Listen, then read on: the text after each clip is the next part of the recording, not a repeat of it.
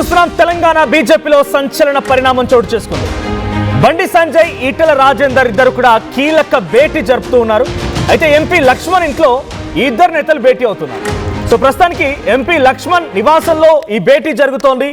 నేతల ఈగోలు పక్కన పెట్టి పార్టీ గురించి ఆలోచించాలన్నట్టుగా అభయ్ పటేల్ అండ్ ఎంపీ లక్ష్మణ్ సమక్షంలో ఈ చర్చలు జరుగుతున్నట్టు తెలుస్తోంది.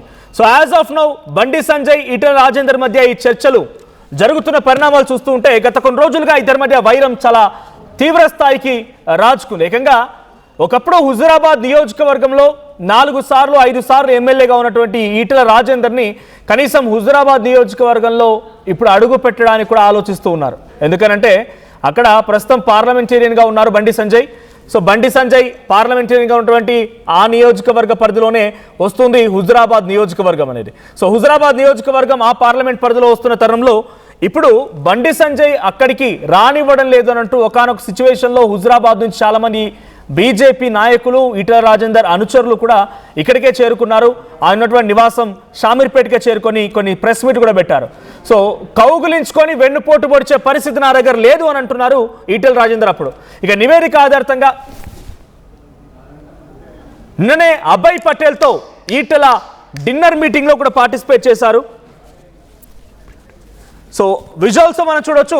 అక్కడ గతంలో ఈటెల రాజేందర్ పలుమార్లు ఈ విషయాలపై ప్రస్తావించినప్పుడు బండి సంజయ్ గురించి ఆయన మాట్లాడిన సందర్భంలో చాలా తీవ్రంగానే మాట్లాడుకొచ్చారని చెప్పాలి. సో అలుముకొని వెన్నుపోటు పడడం నాకు రాదు, కడుపుల కత్తులు పెట్టుకొని నేను మాట్లాడానన్నట్టుగా ఈటెల రాజేందర్ మాట్లాడుకొచ్చారు. అంతెందుకు సోషల్ మీడియా బహిరంగంగానే ఫ్లెక్సీలు వెలిసా ఈటెల రాజేందర్ పైన. ఈటెల రాజేందర్ ఏడుపే బీజేపీకి పాపంగా మారిందని, శాపంగా మారిందని, ఆయనకైనా చాలా పెద్దగా ఊహించుకుంటున్నారని, తర్వాత అన్నీ తనకే కావాలన్నట్టుగా మాట్లాడుతూ ఉన్నారని, ఇలా రకంగా ఫ్లెక్సీలు వెలిసిన దాంట్లో కూడా అప్పుడున్నటువంటి సిచ్యువేషన్లో బీజేపీ నాయకుడు ఒకతను బండి సంజయ్ అనుచరుడే ఈ ఫ్లెక్సీలు వేశారంటూ కూడా చాలా బహిరంగంగానే ఆ నేత ఎవరు, ఆ నాయకులేరి, సో దీని వెనుక ప్రమేయం ఏంటంటూ కూడా పోలీస్ కేసులు కూడా అయిన పరిస్థితి. సో ఇప్పుడు ప్రస్తుతానికి ఎంపీ లక్ష్మణ్ ఇంట్లో ఇద్దరు నేతలు రహస్యంగా సమావేశమయ్యారు. ఈటెల బండి మధ్య సయోధ్య కుదిర్చేందుకు అధిష్టానం ప్రయత్నం చేస్తోంది. అయితే బీజేపీలో అంతర్గత విభేదాలపైన కూడా అధిష్టానానికి నివేదిక ఇవ్వడానికి నేతలు నివేదిక రంగంలోకి అధిష్టానం దిగింది ఇప్పుడు అని చెప్పాలి. సో ఇప్పుడు అంటే ఒక నివేదిక రెడీ చేస్తున్నారు. ఎవరెవరు కలిసి ఉన్నారు, ఎవరెవరు కలిసి లేరు, వాళ్ళిద్దరి మధ్య సమైక్యం, ఇద్దరి మధ్య ఒక సఖ్యత కుదిర్చడానికి ఎటువంటి సిచ్యువేషన్స్ ఉండాల్సింది, ఈ రకంగా జరుగుతూ ఉన్నాయి. సో రాష్ట్ర వ్యాప్తంగా తిరగడం లేదంటూ ఈటెల చెప్తూ ఉన్నారు. తనపై తరచూ హైకమాండ్కి ఫిర్యాదులు చేస్తున్నారని బండి సంజయ్ కూడా కొంత ఆందోళన వ్యక్తం చేస్తున్నారు. సో కీలక పదవులు అప్పగించాలని కోరుతున్న నో యూజ్ అన్నట్టుగా ఈటెల చెప్తూ ఉంటే తనకి బాధ్యతలు ఇచ్చినా ఇవ్వకపోయినా ఈ రకంగానే ఉంటారన్నట్టుగా బండి సంజయ్ చెప్తున్నారు. సో అభయ్ పటేల్, ఎంపీ లక్ష్మణ్ సమక్షంలో చర్చలు జరుగుతున్నాయి. బండి సంజయ్ ఈటెలతో ఉమ్మడి చర్చలు జరుపుతూ ఉన్నారు. నిన్ననే అభయ్ పటేల్తో ఈటెల డిన్నర్ మీటింగ్ కూడా జరిగింది. దీనికి సంబంధించి మరి డీటెయిల్డ్ అప్డేట్స్ ప్రతినిధి శ్రీధర్ అందిస్తారు. శ్రీధర్, సో లక్ష్మణ్ నివాసంలో రహస్యంగా సమావేశం జరుగుతోంది. అభయ్ పటేల్, లక్ష్మణ్ ఇద్దరు కలిసి నేతల మధ్య సఖ్యత కుదిర్చే ప్రయత్నం చేస్తున్నారు. ఎటువంటి ప్రయత్నాలు జరుగుతున్నాయి? ఈ ప్రయత్నం ఎంతవరకు సఫలీకృతమయ్యే అవకాశం ఉంది?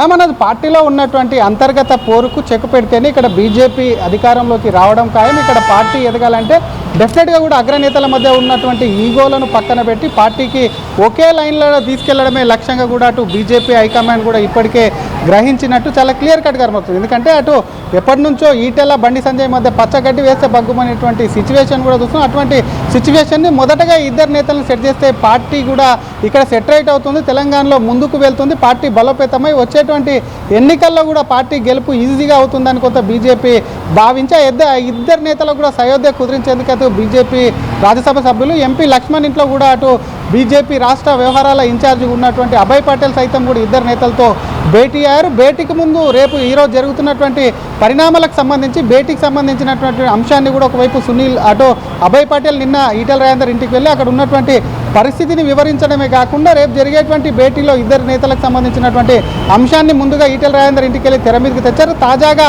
లంచ్ మీట్ పెట్టి అది కూడా ఎందుకంటే ఇక్కడ ఉన్నటువంటి మీడియా హడావిడి లేకుండా రహస్యంగా భేటీ కావాలని నిర్ణయించుకున్నారు. దానికి ఒక సీనియర్ నాయకుడు నివాసం కావాలి కాబట్టి అందులో భాగంగానే రాజ్యసభ ఎంపీగా ఉన్నటువంటి లక్ష్మణ్ యొక్క నివాసాన్ని ఎంచుకున్నారు. అటు ఊరికి అవతల ఉంటుంది కాబట్టి ఆ నివాసానికి కూడా ఇప్పటికటు ఈటెల రాజేందర్, బండి సంజయ్ కూడా ఇప్పటికే చేరుకున్నట్టు సమాచారం. మరొక పక్క వారే కాకుండా అటు లక్ష్మణ్ సమక్షంలో జరిగేటువంటి ఈ భేటీ అభయ్ పటేల్ ఇద్దరు నేతలకు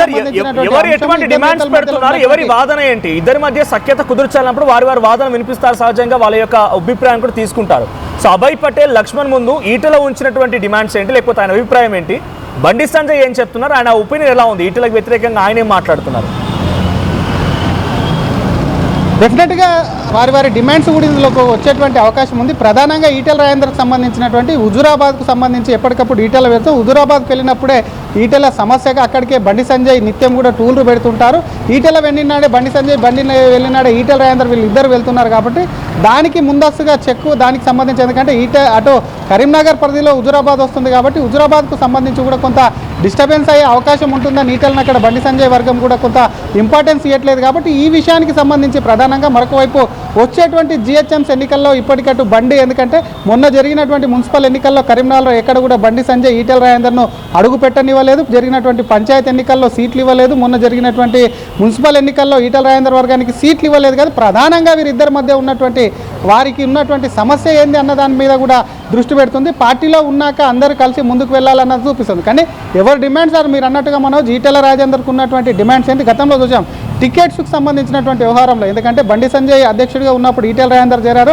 బై ఎలక్షన్లో కూడా హుజూరాబాద్ నుంచి ఎమ్మెల్యే కూడా ఈటెల రాజేందర్ కూడా గెలుపొందారు. అటు అధికార పార్టీని కూడా ఢీకొట్టి గెలిపారు. ఆ తర్వాత జరిగినటువంటి కొన్ని పరిణామాలు, ఆ తర్వాత ఎవరి వర్గం వాళ్ళే అని విడిపోయారు. ఆ తర్వాత జరిగినటువంటి పరిణామాల్లో ఎమ్మెల్యే టికెట్ల దగ్గర ఇద్దరు నేతలకు ఈగే వచ్చింది. ఇద్దరు నేతలు కూడా ఒకే జిల్లాకు చెందిన వారు కావడం, ఇద్దరు నేతల మధ్యలో కూడా పంచాయతీ అనేది ఇంకా పెరిగింది. టికెట్ల ఇష్యూకి సంబంధించి కూడా రాను రాను ఆ గ్యాప్ అనేది కూడా పెరుగుతా పోతుంది. గతంలో చూసాం బండి సంజయ్ని అధ్యక్షుడు చూసినప్పుడు తీసేసినప్పుడు కూడా కొంతమంది వెళ్ళి కంప్లైంట్ ఇస్తున్నారన్న ఇష్యూ ఏదైతే ఉందో నేరుగా ఈటెల రాజేందర్ని కూడా ఒకవైపు బండి సంజయ్ అని చెప్పి కూడా పెద్ద ఎత్తున ప్రచారం జరిగింది. కాబట్టి వీటన్నిటి వీళ్ళిద్దరు మధ్యలో ఉన్నటువంటి సమస్యలు కానీ వాళ్ళిద్దరి మధ్యలో ఉన్నటువంటి పంచాయతీ ఏదైతే ఉందో అది ఇద్దరి నుంచి కూడా ఒకవైపు కూడా అదే హైకమాండ్, ఆ హైకమాండ్ నుంచి వచ్చినటువంటి ఇక్కడ ఉన్నటువంటి బీజేపీ తెలంగాణ ఇన్ఛార్జిగా ఉన్నటువంటి అభయ్ పటేల్ కూడా ఇద్దరు నాయకుల యొక్క సమస్యలు కానీ వారికి ఉన్నటువంటి పంచాయతీలకు సంబంధించినటువంటి వినిదానికి ఒక్కటువంటి మార్గం సుగం చేసి వాళ్ళ ఇద్దరి మధ్యలో పంచాయతీ తెంపేందుకు కూడా ఇది ఒక మంచి మార్గం అని చెప్పాలి. బీజేపీకి సంబంధించి ఇప్పటికే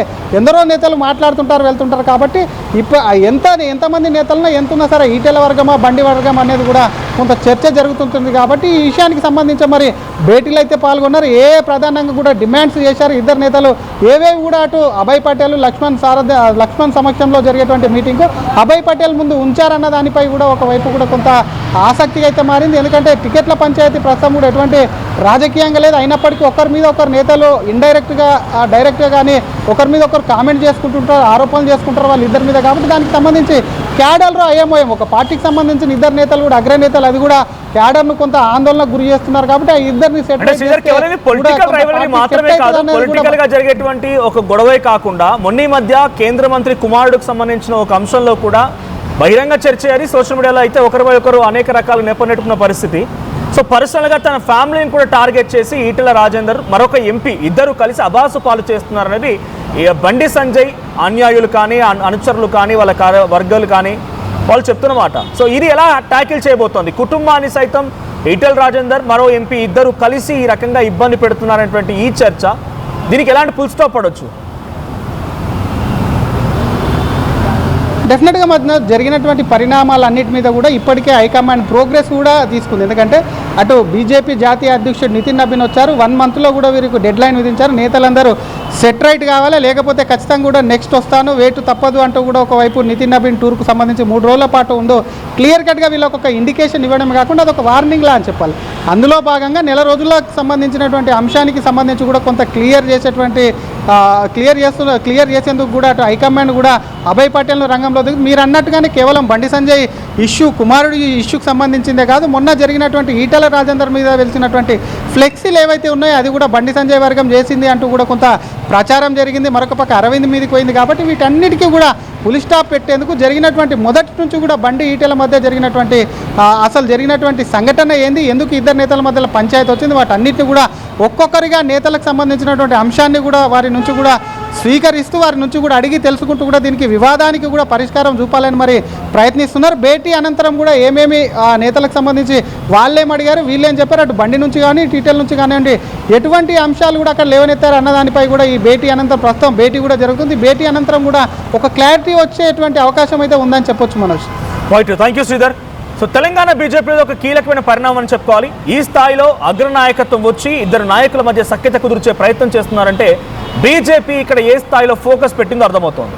ఈటెల రాజేందర్, బండి సంజయ్ బహిరంగంగా ఎప్పుడు ఒకరిపై ఒకరు మాట్లాడుకోలేదు, పేర్లు ఎత్తలేదు, కానీ అనేక రకాలుగా సెటైరికల్గా ఇండైరెక్ట్గా మాట్లాడిన సందర్భాలు ఉన్నాయి. సో హుజరాబాద్కి వెళ్ళి ఇది నా అడ్డా, లేకపోతే కరీంనగర్ పార్లమెంట్ మొత్తం నేనే నా పరిధిలోకి వస్తుంది, నేను చూసుకుంటానట్టుగా బండి సంజయ్ బిహేవ్ చేసిన తీరు కూడా చాలా వరకు గతంలో మనం మాట్లాడుకున్నాం. ఇప్పుడు ఈటెల రాజేందర్ కూడా కడుపులో కత్తులు పెట్టిన మాట్లాడన్న రకంగా గతంలో కూడా కొందరు ఉద్దేశించి మాట్లాడుకొచ్చారు. సో ఇప్పుడు ఈ ఇద్దరు నేతల మధ్య చర్చలు జరిపి ఈ సమస్యని ఫుల్ స్టాప్ పెట్టి సఖ్యతను కుదిర్చేటువంటి ప్రయత్నంలో భాగంగా అగ్రనాయకత్వం నుంచి అభయ్ పటేల్ అండ్ ఇటు రాజ్యసభ సభ్యుడు లక్ష్మణ్ కూడా ప్రయత్నం చేస్తున్నారు. లక్ష్మణ్ నివాసంలో ఈ భేటీ కొనసాగుతుంది. మరి ఈ చర్చలు ఎంతవరకు సఫలీకృతం అవుతాయో చూడాలి. ఇక్కడ బిగ్గెస్ట్ డిమాండ్స్ ఏంటంటే, నాకు కొన్ని కీలక బాధ్యతలు అప్పగించమని అడిగినా కూడా నో యూజ్ అని ఈటెల రాజేందర్ అంటూ ఉంటే, ఈ పార్టీలో నేను కింది స్థాయి నుంచి వచ్చాను అన్నట్టుగా బండి సంజయ్ తన వాదన వినిపించే ప్రయత్నం చేస్తున్నారు.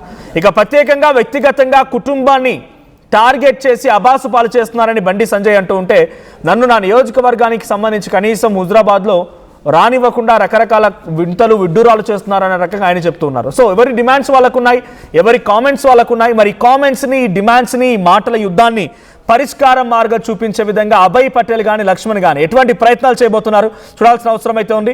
నిజంగానే ఇద్దరి మధ్య సఖ్యత కుదిరితే అది ఎంతవరకు కొనసాగుతుంది, ఈ కోల్డ్ వార్కి ఫుల్ స్టాప్ పడితే బీజేపీకి ఎటువంటి బెనిఫిట్ అవుతుంది చూడాలి ఏం జరిగిద్దో. సో మీకేమనిపిస్తోంది, ఈ సమస్యలన్నీ పరిష్కారం అయిపోయి బీజేపీ అగ్రెసివ్గా ముందుకెళ్తే వచ్చే ఎన్నికల వరకు అవకాశం ఉంటుందా? మీ అభిప్రాయం ఏంటో కామెంట్ చేయండి.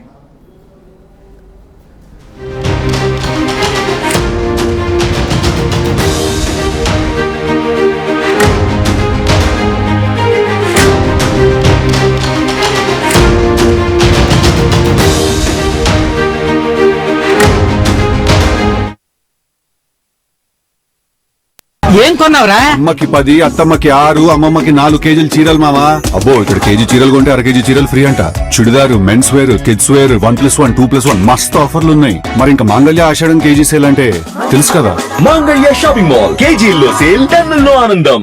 అందరికీ నమస్కారం, నేను మీ అనసూయ భారద్వాజ్. ఆషాఢ మాసం సందర్భంగా మన కాసన్ ఫ్యాషన్స్ ఏపీ అండ్ తెలంగాణలోని 24 స్టోర్స్ లో సరికొత్త ఆఫర్స్ తో మీ ముందుకు వస్తుంది. అంతేకాకుండా ఈ ఆషాఢ మాసంలో మన ప్రత్యేకత, కిలో చీరలు కొనండి, అర కిలో చీరలు ఉచితంగా పొందండి.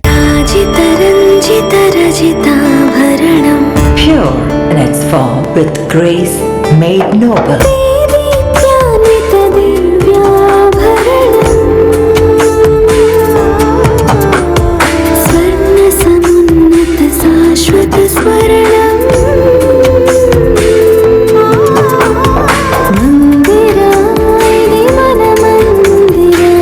Mandira Premium Silver Jewelry by Manipali.